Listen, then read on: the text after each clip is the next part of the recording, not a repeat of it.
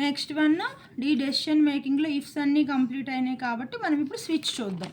So స్విచ్లో మీరు మెయిన్గా గుర్తుంచుకోవాల్సిన పాయింట్స్ ఏంటంటే ఎన్ నెంబర్ ఆఫ్ కేసెస్, అంటే మీరు ఇలా case 1 case 2 and so on case N, అంటే ఎన్ని కేసెస్ అయినా రాసుకోవచ్చు. Case value must be unique, అంటే ఇక్కడ కేస్ బ్లూ రాశారనుకోండి, లైక్ కలర్స్ కోసం మనం ఒకటి రాస్తున్నాం అనుకుందాం, కేస్ బ్లూ, కేస్ రెడ్, అంటే ఇక్కడ బ్లూ రాసి ఇక్కడ బ్లూ రాయకూడదు, యూనిక్గా రాయాలి. Each statement can have a break, అంటే ఈ కేస్ వాల్యూ తర్వాత బ్రేక్ రాసాం కదా మనం, బ్రేక్ మీకు ఆప్షనల్, అంటే మీకు ఇష్టం ఉంటే రాయొచ్చు, లేకపోతే రాయకుండా కూడా మీరు స్విచ్ కేస్ని వాడచ్చు.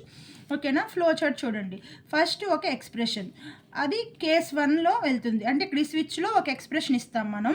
ఈ ఇచ్చిన ఎక్స్ప్రెషను మీరు ఈ కేస్ 1లో రాసిన ఎక్స్ప్రెషన్కి మ్యాచ్ అయితే దాని కరస్పాండింగ్ స్టేట్మెంట్స్ అన్నీ కూడా మీకు ఎగ్జిక్యూట్ అవుతాయి. సపోజ్ మీరు ఇక్కడ రెడ్ ఇచ్చారు, ఇక్కడ బ్లూ ఉంది, అప్పుడు ఈ రెండు అన్మ్యాచ్ కదా, అప్పుడు ఏమవుతుంది, కేస్ 2లోకి వెళ్తుంది. అగైన్ కేస్ 2లో మీరు ఇచ్చిన వాల్యూ కేస్ 2లో ఉన్న వాల్యూ చెక్ చేస్తుంది.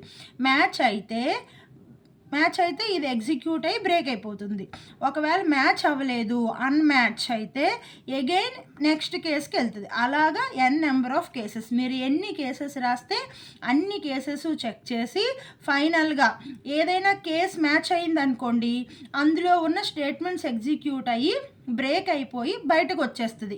లేదు ఏ కేసు మీకు మ్యాచ్ అవ్వలేదు అనుకుంటే ఫైనల్గా మనం ఒక డిఫాల్ట్ కండిషన్ రాస్తాం, అంటే ఈ పైనున్నవి ఏవి కూడా మ్యాచ్ అవ్వలేదు. అప్పుడు ఏం చేయాలి, అప్పుడు డిఫాల్ట్లో ఏదైతే మీరు స్టేట్మెంట్స్ రాశారో వాటి వరకు ఎగ్జిక్యూట్ అవుతాయి.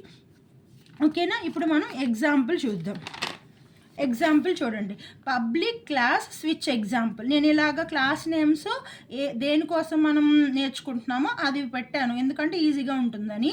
Public static void main string args, నేను ఒక నెంబర్ ఇచ్చాను, ఈ ఎక్స్ప్రెషన్లో నేను ఏమి ఇచ్చాను, నెంబర్ ఇచ్చాను, నేను ఇచ్చిన నెంబర్ 20. సో ఇక్కడ కేసులో ఫస్ట్ కేసు ఏం రాసాం, కేస్ 10. సో ఈ 20 10 మ్యాచ్ అవుతుందా, అవ్వదు కాబట్టి ఈ స్టేట్మెంట్ ఎగ్జిక్యూట్ అవ్వకుండా మనకి బ్రేక్ అయిపోతుంది. అప్పుడు నెక్స్ట్ స్టేట్మెంట్ వచ్చాం, కేస్ 20. సో మ్యాచ్ అయింది కాబట్టి మీకు అవుట్పుట్ 20 అని ప్రింట్ అయ్యి రెస్ట్ ఆఫ్ ద కేసెస్ ఏవి కూడా మీకు ఎగ్జిక్యూట్ అవ్వవు. సపోజ్ మీరు ఇక్కడ 30 ఇచ్చారనుకోండి, ఇది చెక్ చేస్తుంది, ఇది కూడా మ్యాచ్ అవ్వలేదు కాబట్టి కేస్ 30 చెక్ చేస్తుంది. సో 30 మ్యాచ్ అయింది కాబట్టి మీకు అవుట్పుట్ 30 ప్రింట్ అవుతుంది.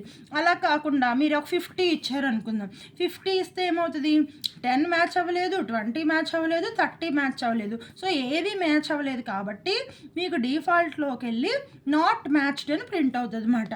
సో ఇది ఓవరాల్గా switch statement. Okay, if you like my explanation please subscribe my channel and like the video.